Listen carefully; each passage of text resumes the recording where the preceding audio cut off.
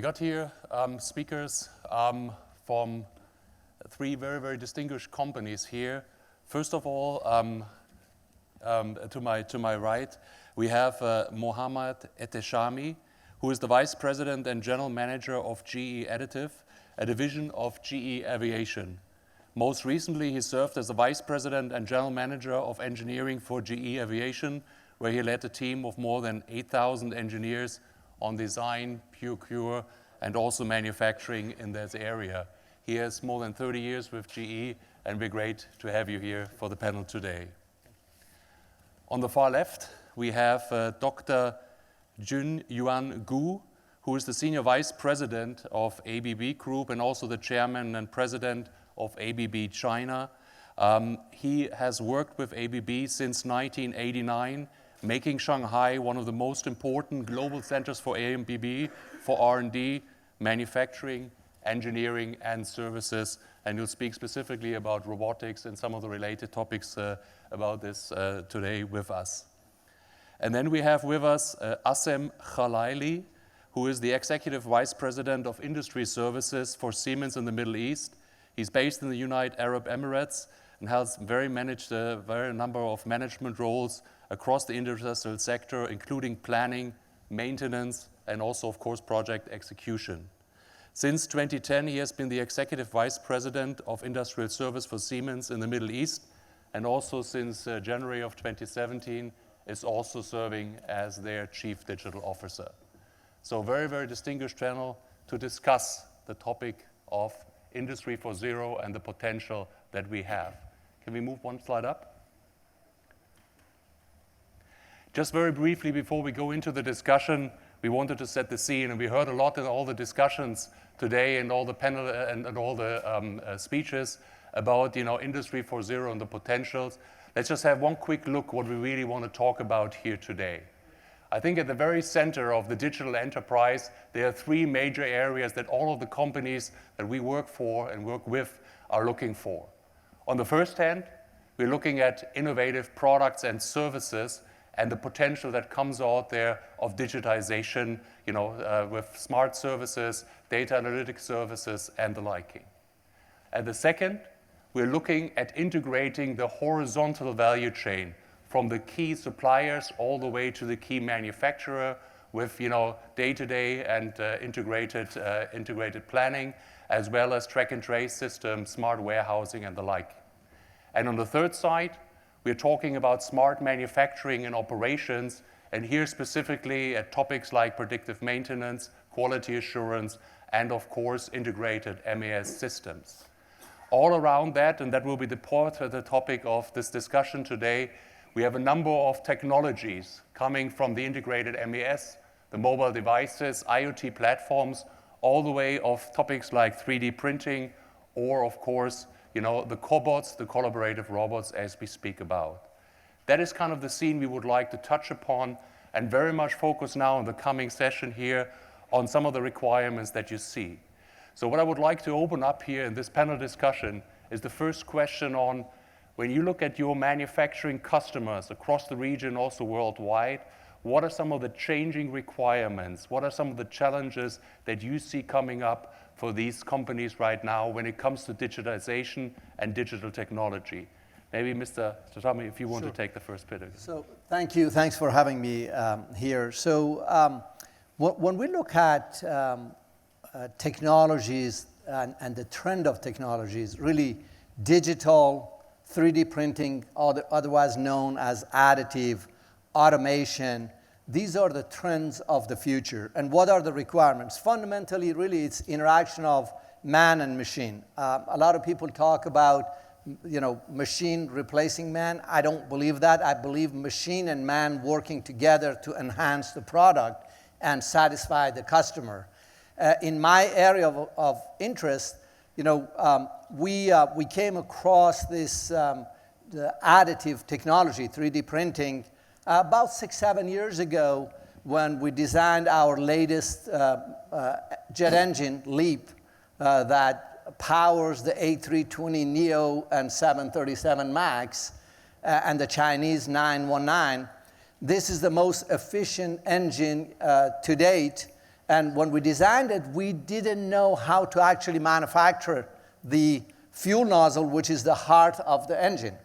Traditional fuel nozzles were made out of 20 to 30 parts. You casted them, you brazed them together, and you welded them together. When we tried to do that, we failed about 7, 8 times. Finally, we were told that there's a technology in town in Cincinnati, Ohio, that actually can print without using the tool path. So we went and visited. It was called Morris Technologies. We went and asked them if they could print the fuel nozzle, and they printed the fuel nozzle for us. That day, we decided to buy that company that became the foundation of G Additive. And what it does is it eliminates all of the carving, all of the welding, all of the assembly. You use a 3D model, a computer-aided design, you import it to the machine through a USB port, and at the other end, a complete part comes out. So for this specific fuel nozzle, which is in operation, we've got thousands of them flying around the world now, we eliminated 20 parts.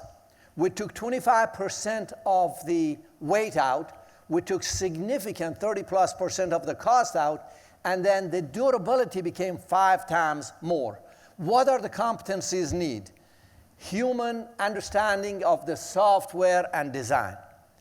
Machine capabilities. You no longer need that heavy industry in your home. You can take a big foundry and reduce it to a 10 by 10, if you will, and all you need is a programmer that imports it into the machine and the part comes out. For this region, who has not had a lot of heavy industries beyond the petrochemical, this is a huge opportunity. Mm-hmm. Thank you very much. What do you, Mr. Khalaili, what kind of specific requirements, what are challenges you see, specifically also for companies here in this region? I mean, the major challenges or the major changes for the customers in this region, that in past we used to take the technology as a boundaries that we have to get across it in order to develop ourselves. The digitalization era, as I like to call it, it's changing this methodology. It's adaptable, it's possible, it's usable, and it can bring us across these boundaries very fast. Our customers, and here I have an overview just to speak about customers. From customer point of view or from end users point of view, I believe this era will enable them to think on their core domain. If we have a discrete manufacturer, he should think about the quality and the cycle of his production more than to think about the technology that we should be busy with. Call it 3D printing, call it digitalization, data analytics, domain know-how should have by customer. We should enable that ability that he can become faster, become more competitive, become more useful to his customers. And this is what we need to focus on the coming time, and this is where our customer will expect us to act for him, but also where we work with him as a co-creation, reflection, technology provider, but at the same time being hand in hand with him to bring this technology in-house. Good. Thank you very much. Same question also to you, Mr. Gu. Yes. What is the perspective? The manufacturing, we know it's a very competitive industry. We see this digital, it's really a kind of integrated ecosystem, characterized with the flexibility, efficiency, and reliability through the entire manufacturing life cycle. So with this kind of solution, it can help our customers really meet a more diverse market demand. For example, they can really to shift gradually with agility to mass production, low variance, to the low volume mass variance with a much shorter product life cycle. And we also see this digital solution really help our customer to integrate, like Reinhard mentioned before, integrate both horizontally and vertically with the supply, manufacturer, distributor, and end user. And finally, you also see that more and more products will be connected today. And we know these machines, elements, device will be connected, will be exponentially exploded. And combined with the big data in the cloud, we really can provide a new kind of offer. I give you a few examples. For example, when we talk about connectivity, We have this digital machine like industrial robot. By definition, is a digital machine, even we invented 40 years ago. But today, we connected them through the internet. Because as a robot, you know when it's really getting a little bit, some joint it's not working, the machine still can work a little bit harder. That's the nature of the industrial robot. But it will be broken sooner or later. And we can really get out this kind of signal to help our customer to avoid unplanned downtime. We can have this device, the drives, we can get them connected. I can share one example in the Beijing, where the city I'm coming from, we have one pumping station. They provide 50% of water for the whole mega city, and it cannot fail. So we put this online monitoring 24 hours, 7 days a week, helps our customers get the highest thinkable reliability they can ever require. We have an example, use the big data. For example, like the ship, right? It's not just monitoring the generators, machines, electrical proportions to get this device safe. We can also combine with the big data like weather, like waves, to sort of help our customer to pick the safe routes, define the right trajectory so it's safe and save their operation costs. So digitalization, it really helps our customer to be competitive. Well, we had a bit more general discussions yesterday. Let's, just for this session, dive a bit more in the technology side. Mr. Khalaili, just on your side, I do understand that, of course, things like data analytics, things like the digital customer value chain is very dear to your heart. Can you explain a bit, to our audience what you mean with that? Yes, of course, and I like the question being launched in the session before us about this big data stuff. Yep. Just to share with you numbers, we in Siemens, every year we put more than 2 billion data devices on the network. What does it mean? A lot of data coming, we have terabytes of data every day transferred to the network. Data without a proper organization is just a chaos. In order to organize this data, we need to transfer data to a value. And this is what we are working on. In our MindSphere in future, we will have application to analyze the data and make this data value for customers. This is not the only tweak. The tweak will start when you start with all your value chain. It means when you design your system, you put the data there. When you build your system, you put your data there. When you manufacture your system, you put it there. When you put it on site and you start to run it, you put the data there. And imagine now you have the entire history about how system being designed should operate and what can go wrong. So we are not talking about only now corrective maintenance, preventive maintenance. We speak about predictivity. We become smarter. We move from artificial intelligence to machine intelligence. Decisions will be made much faster, much smarter by machine. Mm-hmm. And again, I come now to the customer view. For customer view, he will focus on his domain know-how. If you are running a train, focus on the crowds in your train. Focus on how much the train journey is enjoyable for your customers. We have today morning Mr. Attire on stage, and he was speaking about the customer experience. That's what we need to focus. We need our customer to focus in his customer experience. We will take care of the technology and creating the value of this data.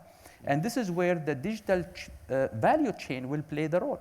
It's not about only hanging the legacy on our network. It's starting from the idea itself and putting everything, simulate it, build it, design it, measure it, and optimize it during the life cycle.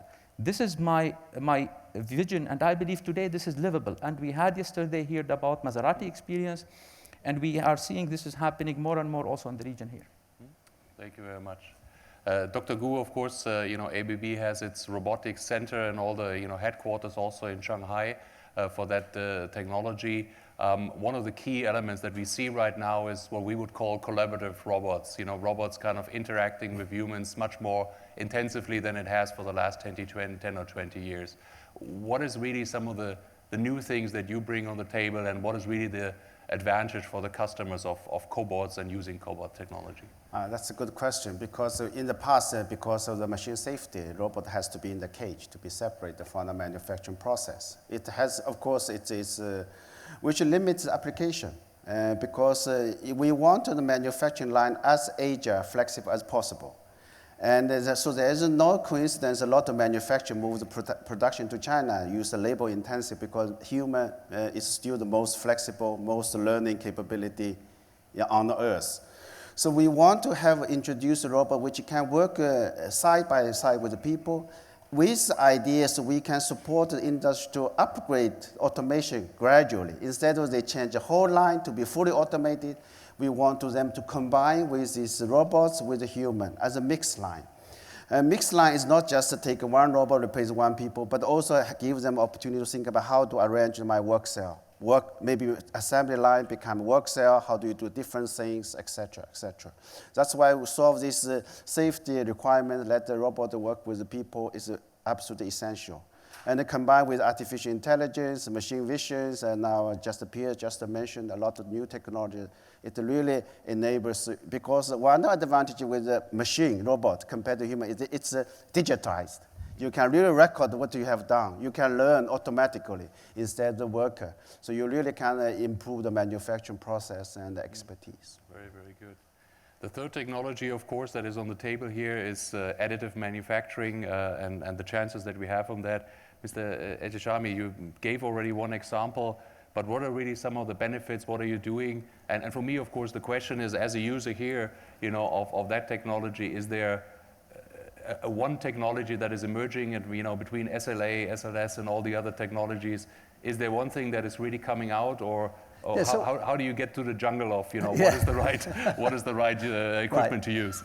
Right, so the beauty of this technology is it's completely digital, completely paperless. So it goes from the human mind. You use a computer-aided design, which is a bunch of zeros and ones. You put it in the machine, and a physical thing comes out. So it's an intersection of digital and physical, which is additive. You have several modalities. You could have polymer modalities, and inside polymer, you have several modalities. Sometimes you use heat to cure the plastic. Sometimes you use light as a source of curing plastics. Then you have the metal modalities. Metal, you can use a laser to center the powder, or you can use electron beam, or you can use what is called direct energy deposit, or you can use cold spray, where you take the particle of the metal, you travel it so fast, Mach 9 or beyond, where it changes, it adiabatically shears out and puts layer by layer. What is the difference, fundamental difference is, traditionally you would take a chunk of metal and you carve out and you threw a bunch of it out. To have a final product of 2 pounds or 3 pounds, usually you started with a lot more metal than 2 pounds. With additive, you start with what you need. Your inventory goes away. You print it at the point of use. So to give you an example, on my fuel nozzle, traditional manufacturing, I used to have 700 units in work in progress, and each fuel nozzle used to travel about 5,000 miles to get that. All of that is gone. My inventory now is a couple of pounds of powder. Our belief is, if we show the customer about the outcome, how the customer can make money through efficiency, keep the machines up, digitize everything, be predictive, reduce the interruptions, all of the things that the gentlemen here are talking about is possible through this technology. And then finally, depending on the industry, so when you look at the high-value industries, aerospace, medical implants, luxury jewelry items, those are the top ones. Then you get to automotive, then you get to oil and gas and powers and things. All of those are applicable. And the reason when I talk about the higher value, if you buy a car, a normal car, 5,000 pounds, roughly 2,000 to 2,500 kilograms, you pay about $50,000 for it, sort of average price. So about $10 per pound. When you buy a 5,000 pound jet engine, you pay several $1 million. So the value is a couple of orders of magnitude higher. Therefore, when you go to print it, that value is incredible for the customer. And then the customer doesn't have to have all of the inventories, all of the spare parts and everything else, all the logistics. Because today, when you need a part, you order it, it takes several months, it's delivered, you put it in your warehouse, all of that is gone. You need it tomorrow, you start printing it tonight. All you need is that file and that machine. And that's the simplification. Good, good. Let's bring it up a level there, you know, just going from very specific technologies to some of the effects, some of the efficiencies that we see. Mr. Khalaili, what, you know, when you work for customers at their side, what are typically, you know, the benefits, you know, that these companies see in terms of efficiency gains, cost reduction, and so on through digitization? Is the investment really paying off or not? I mean, very good question. Let me start where Mr. Ehteshami finished. Beside all what he mentioned about this 3D printing technology, and we tested it. We have our pilot here with Strata here for aerospace certified. The savings and then the 3D printing and this all digitalization value chain, from my point of view, will change the business models, will change also the looking at the cost and the pricing and the, let me say, the economical structure. Why is that? Because the way of thinking, the way of designing, the way of targeting what you want to create will be changed, will be reduced. When we speak, and we speak about real numbers now, when I reduce my prototyping from 40 weeks to 4 weeks, that's itself shrinking a lot of time. And by this shrinking, we save entire time, cost, resources, interfaces. That's all costing money. With the real case we speak here today, our pilot project with Strata. We did kick off the project in November 2016. We launched it this week, certified, manufactured, designed in UAE for 3D printing. This is normally a process will take 2 years. If you go aerospace certifying, it's 2 years. Just calculate how much. This is now technology innovation, and this is what will be the change of era. Innovation is much faster, much scalable, affordable. The second topic is this item, although for some people it will appear simple, it's a TV shroud. Why we are complicating the world? But if this TV shroud would have been broken before, it would have taken us 6 months to wait for ordering a piece. It will take us a lot of cost to do it, while today we can get it printed in 48 hours. How much reducing of, so it's not now the cost of the item itself, it's the value chain, how much you are going to spend to get something done. In future, the efforts will be much different. And this is where I started to say, from our customer point of view, I would love my customer now to think about the challenging task for his industry. And get me with him to make it visible through 3D printing industry, technology, or any other technology. It's one of the elements, 3D printing, we can speak about today. But there's many more, and many more will come in future. We speak about we speak about data power, we speak about manufacturing planning, we speak about a lot of things today which will be scalable in future under digitalization portfolio. But today, how this will help our customers in future to be faster, more efficient, and that will be the real savings, of course. That will be the real value generation, of course, without compromising on quality, on customization, so you are getting more customized, higher quality, less expensive products at a demand level without putting a lot of money, like mentioned, in your asset, in your stock, in your spare parts stock. Very, very interesting.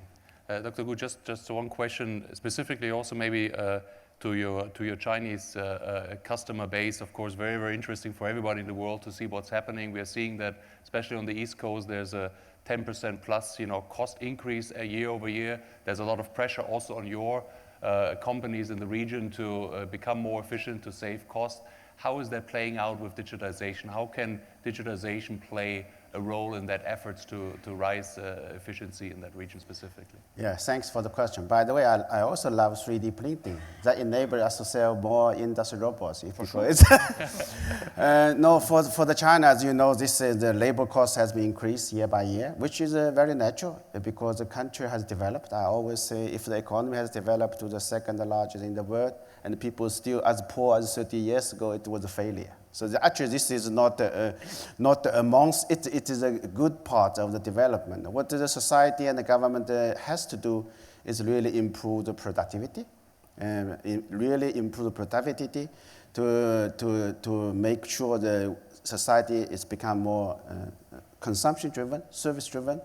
And there it's a big program. I don't know what was the speech by yesterday because I couldn't come yesterday from the Minister of Information Industry, Mr. Shen, which I know very well. China, in his ministry, they have Made in China 2025. They put a 10-year, actually it's a 30 years program, but in the first 30 years, they really, in the way to see how China can encourage industry to use the digital technology, to integrate the automation technology, information technologies, and increase efficiency and also the value chain. So this is really, we see a tremendous demand from our customers. They are very enthusiastic about from the simple just a device monitoring, improve the availability to an integrated solution with MES and machine learning, etc. We have a lot of good examples actually, like we talk about machine learning. Everyone has a mobile phone today. Every mobile phone has a piece of metal. In the past, it was polished by people. That was 18 years ago. It takes 3 years to learn, to be skillful, and they usually work 1 month. No, 3 months to learn, then usually work 1 month and quit. So you can see 75% the waste of learning.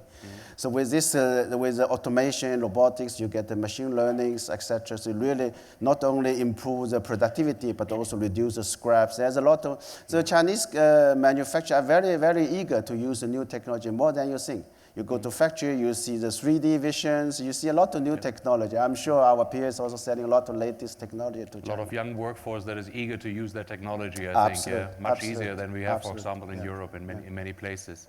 Before we open it up to the audience and just, giving also credit to, some of the policymakers here in the room, Mr. Ehteshami, the last question that I wanted to ask goes to you. In order to drive technology, also the technology convergence that we had spoken a couple of times on, is there anything, you as a company, of course, you're all moving ahead, you're big companies to drive that change, but is there, a word you would like to give to some of the policymakers? What would they need to do in order to make your life a bit easier or to get a better convergence of some of the technologies? Yeah. Partnership in adoption of the technology and drive the investment so we can move faster. Look, the latest jet engine that we're designing is a turboprop in Europe. I'm printing 35% of it, okay?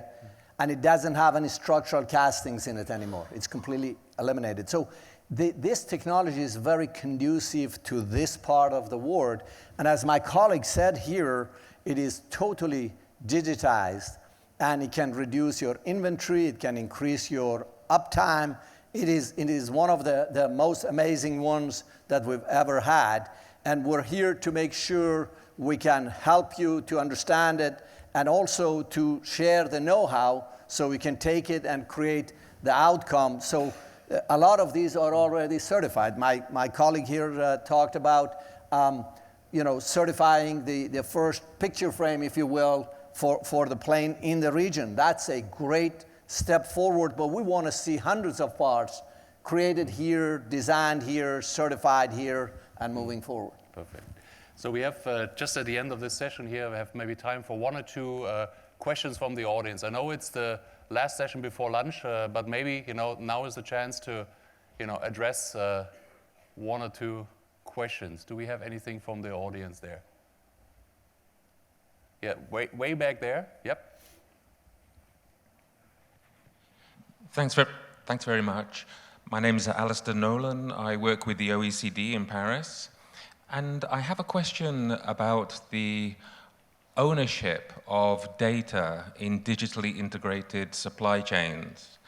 We heard yesterday, and it's been reflected in some of the observations you've made, about the fact that suppliers of components and inputs in a value chain will increasingly not just supply the material input, but they'll also supply a digital twin.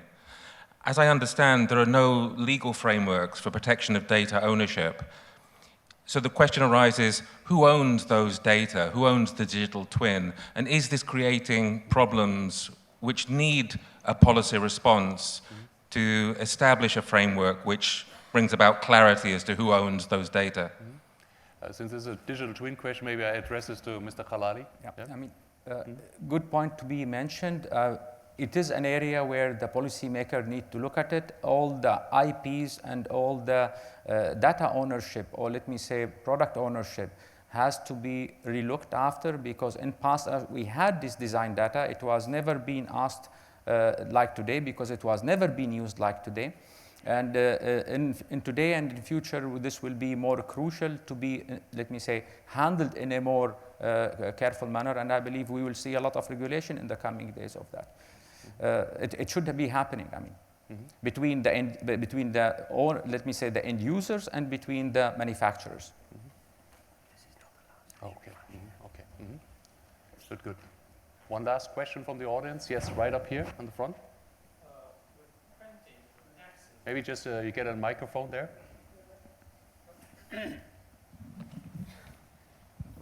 My name is Bashar. I'm actually one of the partners at PwC. Looking at taxes, how does that come into play now that I can print without going through customs, without doing any of that? Would that have an impact on revenue generated for governments? Actually, yeah, that's a great question. We're actually looking at that. So your machine could be any place in the world, and your engineer could be somewhere else, and through the cloud, you'll send the file to print. That's one of the things that we need to understand and address. Depending on what country the origin of design is, and what country the consumption is, those are things that needs to be understood and sorted out. Good. So let's close this session here with just a very quick 30-second statement from each of you, looking a bit forward now to the perspective. What is it that, in the future, if you look out 10, 15 years, what is the next big thing that you see on the horizon when it comes to digital technologies? Just only very, very quick, please. I truly believe supply chain will be simplified dramatically through digital and additive. I think, if you look at hundreds of years of learning, now we have an opportunity to simplify and increase the customer satisfaction. By customer satisfaction, I mean the end user of the product and also the producer of the product. Very good. What is your vision for 2030? 2030. I mean, the vision for 2030, and starting from where we start to lead this, that this digitalization era will change the way of making money. The entire business model, the entire economical cycle will be changed. The manufacturing on demand basis will change also how we spend, how we earn. And that will play a major role in our life as a human. I believe many people we are debating about unemployment, employment. I believe we will not have a reduction of employment, but we will have a much highly improved quality of life for our manufacturing workforce, because they will be able to depend more on their smart machines. The manufacturing will highly decentralized and distributed. And as a manufacturer, you know exactly what to produce through the big data. You know exactly when to produce through this collaboration with suppliers, through the 3D printing, etc. You know how to produce, and you know where to produce. So that is so it's really a cost-efficient, environmental-friendly ecosystem. So thank you very much as the audience here for contributing with the question, and maybe let's give a hand to the three panelists here who did a great job on that.